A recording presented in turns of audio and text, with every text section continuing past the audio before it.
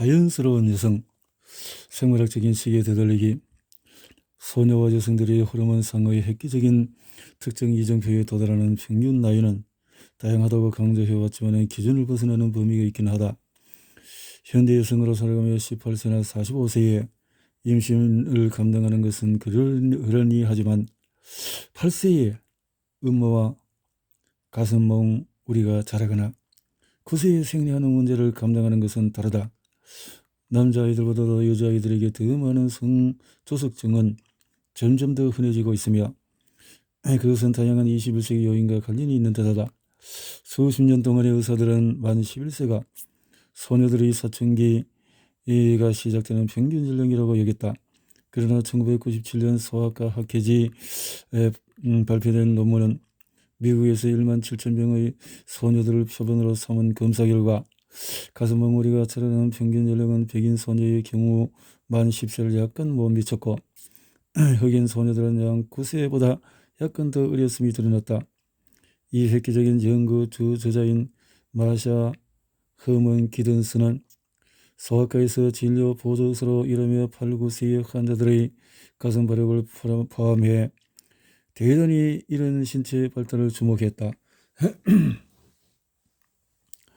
처음에는 미국 소녀들이 그토록 이른 나이에 사춘기에 접어들고 있다는 가능성을 소아과 내분비 학자들을 포함해 그 누구도 고민하고 싶어 하지 않는 듯 했고 허먼 기든스는 연구는 무시당하거나 문제 제기를 받았다. 그러나 실제로 성조석증의 징후를 경험하고 있는 소녀의 부모들은 기사거리가 된 연구 결과를 열광적으로 받아들였고 직접 관찰해 본 다소 놀라울 정도인 딸들의 신체 발달을 확인했다. 2010년 발표된 또 다른 논문은 더욱 충격적인 데이터를 제시했으며 과학계는 성조석증이 진짜라는 사실에 동의했다. 연구자들은 만 7세에 해당하는 백인 소녀들의 10%, 라틴계 소녀들의 15%, 흑인 소녀들의 23% 이상이 성조석증으로 조기 유방이 발달함을 확인했다. 7, 8세의 나이에 유방이 발달한 소녀들의 비율은 특히 백인 소녀들의 경우에 10에서 30년 전에 태어났던 소녀들을 대상으로 했던 연구보다도 훨씬 더 많아진 것으로 보고되었다라고 논문의 저자들은 결론지었다. 성조석증이 발생하는지 여부에 대해서는 더는 아무런 논란이 없었지만 그 이유에 대해서는 의문이 많았다. 우리가 먹는 음식사들과 일상 제품 속의 화학물질에서 잠재적인 독성물질을 찾아내는 이론이 많다. 일부 연구는 산모 우울증과 계부의 존재를 포함한 가족 간의 스트레스를 성조석증과 연결시키기도 했다. 아마도 조상들이 살던 시대에는 힘겨운 어린 시절에 대한 반응으로 조기 발육이 이해되었을 것이다. 더 일찍 독립하면 할수록 더 좋았을 때니까. 그러나 우리는 현대 세계에 살고 있고 너무 어린 나이에 집을 떠나는 비용은 분명히 이득보다 크다. 사춘기와 평생에 걸친 호르몬 주기의 근본이 되는 어린 두뇌에 때에 이런 변화를 일으키는 외부적인 요인을 찾는 사냥이 시작이 되었다. 환경 요인. 당신에게 딸이나 여동생 혹은 친구나 가족관계에 속한 다른 어린 소녀가 있다면 음식용 비닐랩부터 금속캔의 내부 코팅제, 계산대 영수증에 이르기까지 플라스틱 생산에 이용되는 비스페놀을 포함해서 독성 화학물질이 성조석증의 원인이 될 수 있다는 이야기를 아마 들어보았을 것이다.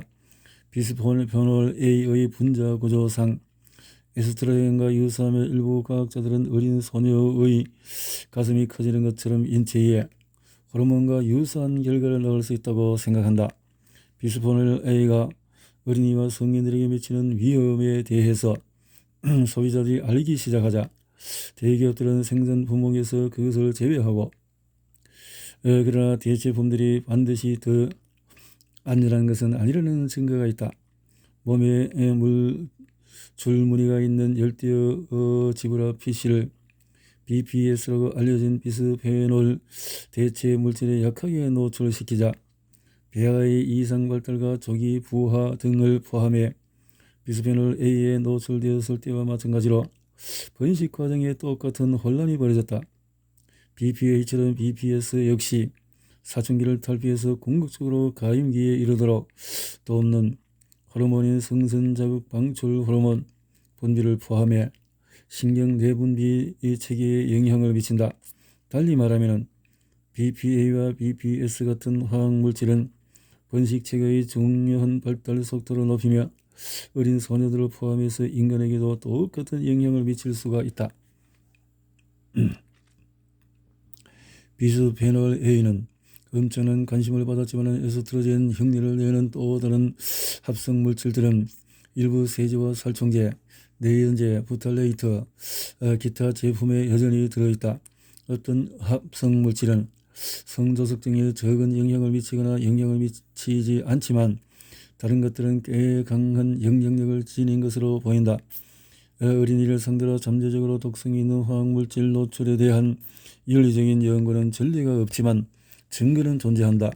1970년대 초 미시간주의 소떼가 뜻하지 않게 당시 PBP로 알려진 내연제로 오염된 곡물을 섭취했다. 과학자들은 해당 지역 공동체에 미쳤을 독성 영향을 장기간에 걸쳐서 추적했고 오염된 소에서 나온 우유에 또 고기를 먹은 임산부들이 낳은 딸들은 PBB에 노출된 적이 없는 엄마들이 낳은 딸보다도 생리를 1년 더 일찍 시작했다는 사실을 확인했다. 부모들은 종종 우유 생산량을 늘리기 위해서 가축살이에 첨가한 소성장 호르몬 BGH를 먹고 자란 소에서 나온 우유 제품을 아이들에게 주는 것에 대해서 조바심을 품는다. 성조석증을 일으킬까 염려하는 것이다. 성장 호르몬이 든 사료를 먹고 자란 가금류와 가축을 이용해서 생산된 동물 제품을 외면하는 데는 또 다른 이유가 있다. 그런 사료는 항생제가 들어있거나 독성 농약을 살포한 작물로 만들어졌을 가능성이 높고 그런 성분들은 고기와 달걀, 노른자, 유지방을 포함한 동물성 지방에 축적되기 때문이다. 그러나 소성장 호르몬 RBGH, 특히 소녀들의 성조석증과 관련된다는 결정적인 증거는 없다. 여전히 우리의 먹거리 공급과 관련된 또 다른 요인은 존재한다.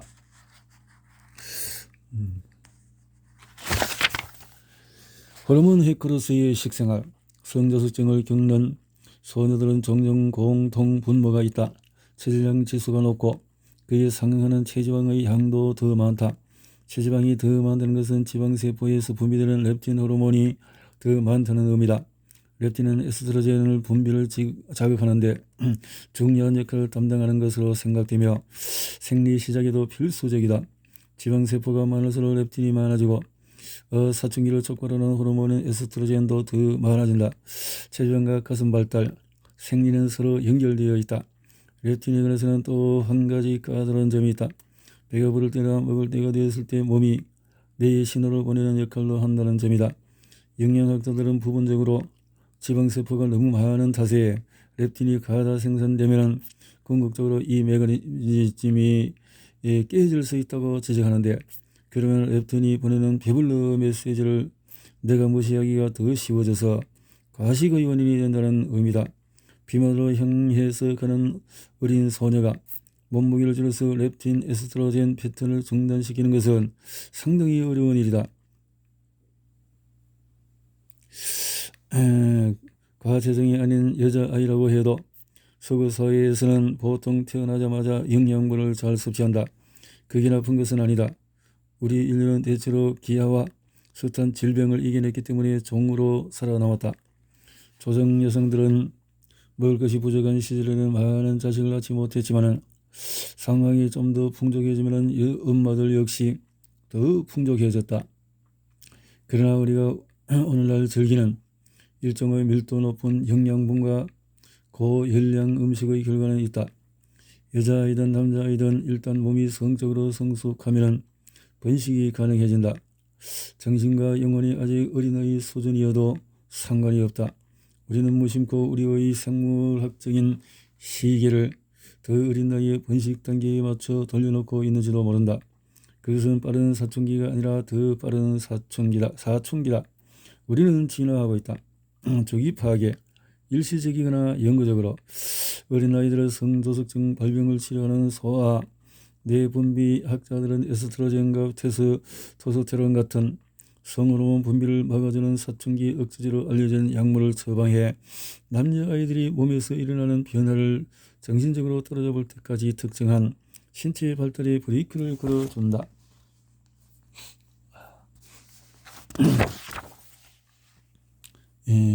사춘기.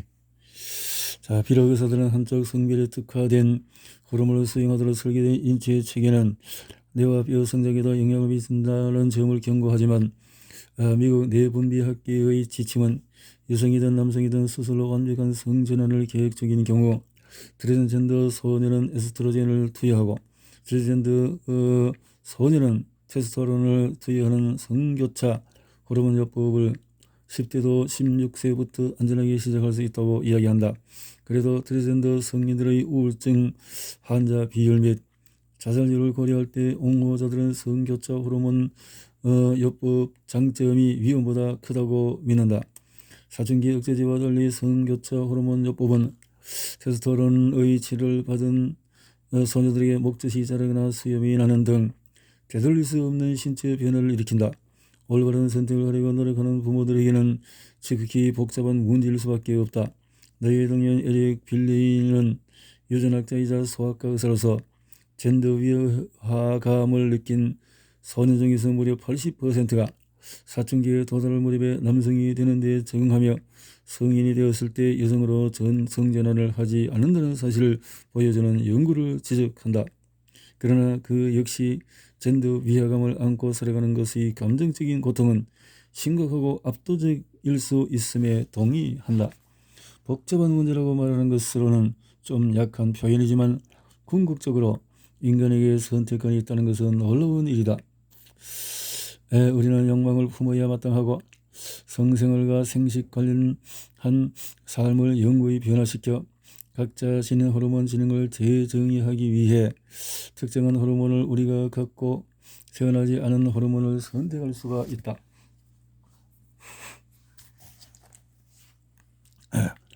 호르몬 지능적이 된다는 것. 동물 암컷과 인간 여성의 발정 행동은 모두 피로 때문에 탄생했다. 건강한 수컷을 사로잡아서 건강한 자식을 낳는 것이다. 삶은 단순하고 음혹하며 짧다. 그러나 거기는 목적이 있고 생존하고 번성하는 것 짝짓기 번식 반복 인류가 아닌 수많은 종을 살펴보면은 고대로부터 내려온 행동과 그 아래에 깔린 욕망은 계속 지속이 된다. 수백만 년 뒤에도 여성들은 여전히 우리 조상들이 겪었던 것과 똑같은 호르몬 주기를 경험하겠지만 우리는 깜짝 놀랄 만큼 선택의 폭이 넓다. 평생 한 명이나 여러 명의 짝을 선택할 수도 있고 아예 선택을 하지 않을 수도 있다. 이성이나 동성과 함께 할 수도 있다. 아이를 가질 수도 있고 아닐 수도 있다. 자발적으로 피임약이나 호르몬 요법으로 호르몬 주기를 변화시키거나 의학과 과학의 힘으로 원치 않는 호르몬 이상을 다스릴 수 있다. 우리는 사회적인 숙명과 번식 관련 숙명을 선택할 수 있는 현대 여성이다. 우리의 호르몬 지능에 어떻게 귀를 기울이고 사용할 것인지를 선택하는 방법은 복잡하다. 예를 들어서 친밀한 파트너로 선택한 사람과 함께 아이를 가질 것인지를 정해야 한다. 진화 심리학과 다른 과학에서 자연주의적인 오류는 뭔가 단지 자연스럽고 아무도 본능적이라고 해도 좋다는 의미는 아님을 의미한다. 그러니 우리는 호르몬 지능으로 무엇을 이해하는가?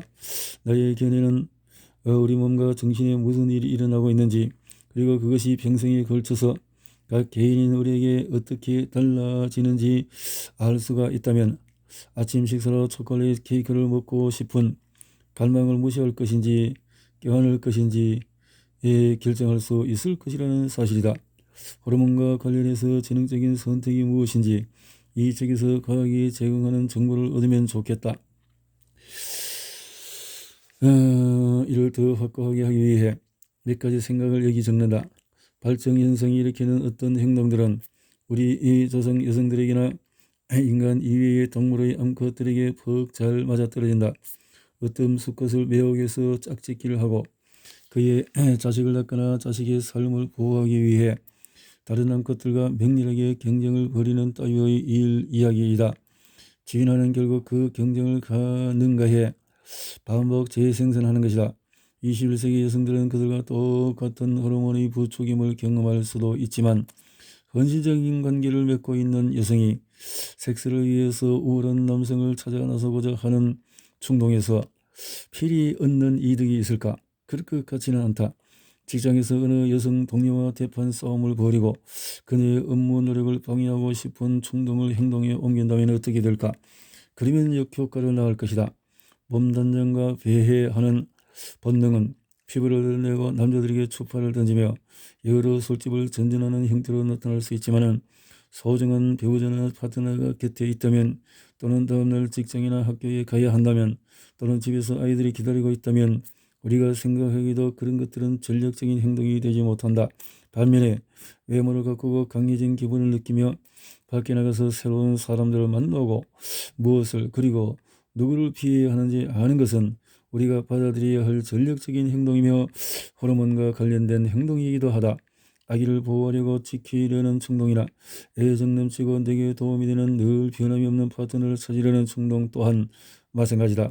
혹은 어쩌면 그저 타이밍이 완벽할 때 찾아온 짧은 정사야말로 우리가 원하는 것일 수도 있다. 우리에게 선택할 힘이 있으며 우리의 선택을 호르몬과 관련된 인생의 맥락에 포함시킬 수 있다. 여성들은 매일같이 논리적으로 생각하며 합리적으로 결정을 내릴 수가 있다. 이것은 우리가 철저한 호르몬의 통제를 받느라 여러의 어린애임이나 묶여 있거나 혈액이 손실로 약해지거나 가임력이 희미해지면서 쇠약해지지 않기 때문이다.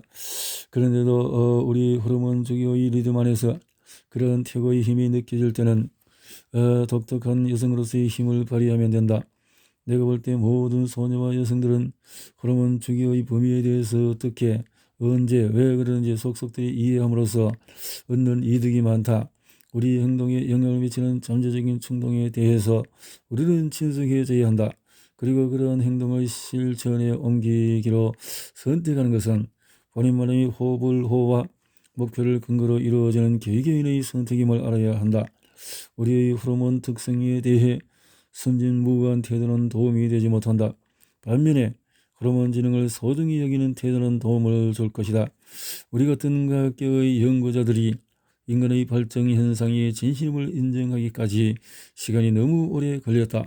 이제 우리는 그 함의를 연구하고 이해하고자 노력하며 잃어버린 시간을 벌증하고 있다. 여성의 몸과 마음에 대해 우리가 더 나은 교육을 받는다면 모든 여성이 이득을 보게 될 것이다.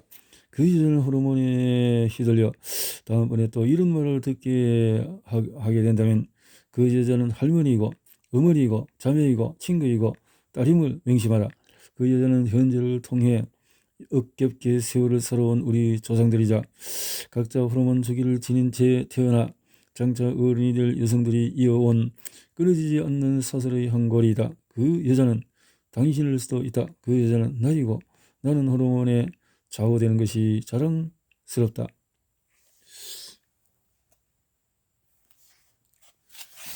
이렇게 감사의 글 학부생 때 서정된 해서 이렇게 심리적으로 이렇게 했다는 거죠. 대는 이렇게 학부에서 박사과정을 이렇게 했고 그 사람들이 바로 나이다. 바로 함께하는 그런 마음을 가족과 같은 마음을 사랑의 마음을 가져보자 이런 것이죠. 이렇게 가장 중요한 사람들 나의 대학원생들이다.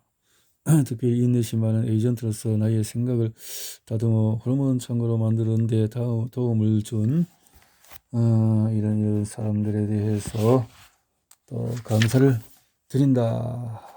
이렇게 많은 책을 참고를 했네요.